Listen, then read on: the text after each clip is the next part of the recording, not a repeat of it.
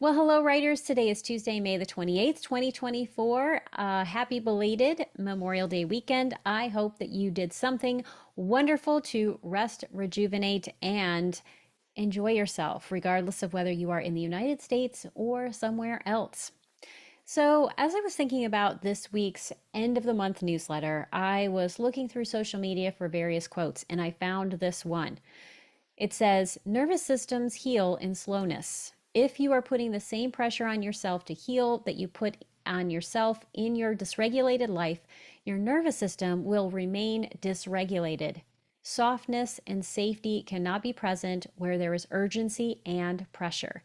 And this was by Third Eye Thirst, which was posted on the CPTSD Foundation Instagram page. So, what does this have to do with writing? So, in order to heal whatever's going on, whether you have a physical illness, you're dealing with maybe a mental health issue, or you have nervous system dysregulation from PTSD or CPTSD, you have to go slow, which I'm going to be honest is really difficult for me to do. I'm an Aries Sagittarius. I like to go, go, go. So slowness was something I had to learn. And also, we live in a world that does not support slowness. We have tons of distraction. We always have things to do. We are rewarded for multitasking.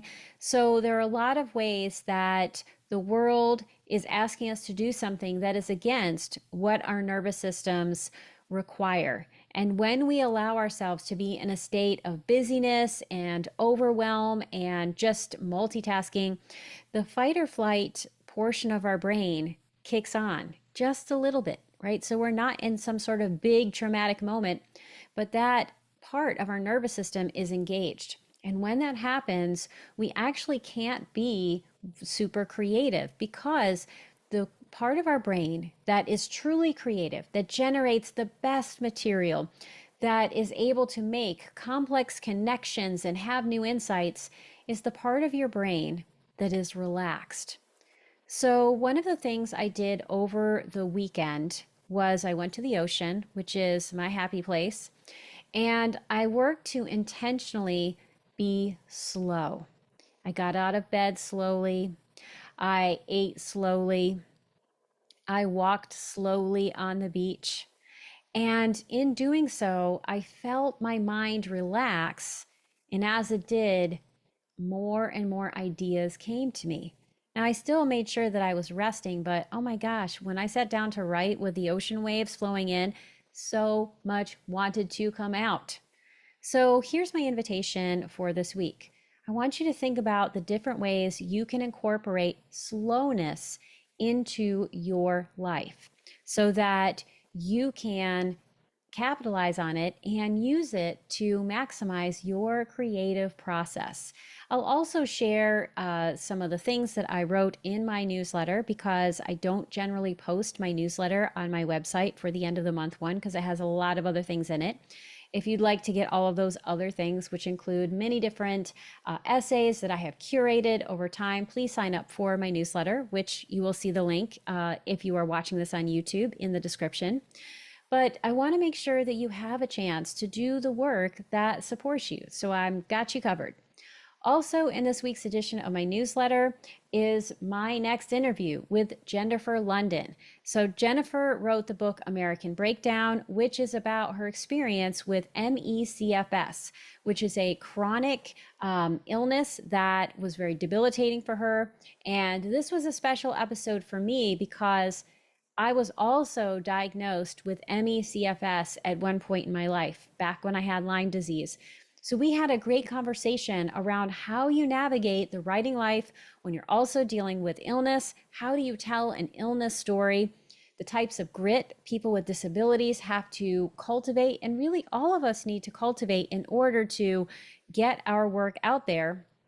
And we also just talked about the different skills you need to learn in order to write a hybrid memoir. There is so much in this episode that you are going to love. So the link is in my newsletter. It is also in the description for this YouTube video. And finally, I have two other things I'd just like to share with you. Last week, I had this great publication on the Jane Friedman blog about how to stop gaslighting your writing process. This was a huge publication. So many people have written to me to tell me how much it meant to them, how it's changed their writing life. I hope that you take time to read it. I'm making sure you have the link. And finally, something that is related to what I talk about with gaslighting is how to develop your characters. So on June 19th, I'm going to teach the psychology of character development for Jane Friedman. And I will be talking more about these issues related to narcissism, gaslighting, and many other things. So, and as they relate to character development. So, if you want to get in on all the fun for just $25, you can click on the link in this video, or if you're watching or if you're reading, or getting this on my newsletter, just click on the link at the bottom and join the fun and be part of this journey. That is it for this week's edition of my newsletter. I want to thank you so much for being a part of this community, for taking the time to read my posts, to be here with me and with all of us, because the end of the month newsletter is a place where we celebrate the red hot writers in our community and also our milestone makers. And I hope that whatever you do to allow yourself to slow down, that allows you to write on, and that work creates the most authentic life for you, and that ripples out into the world. Peace and love to all of you. Until next week.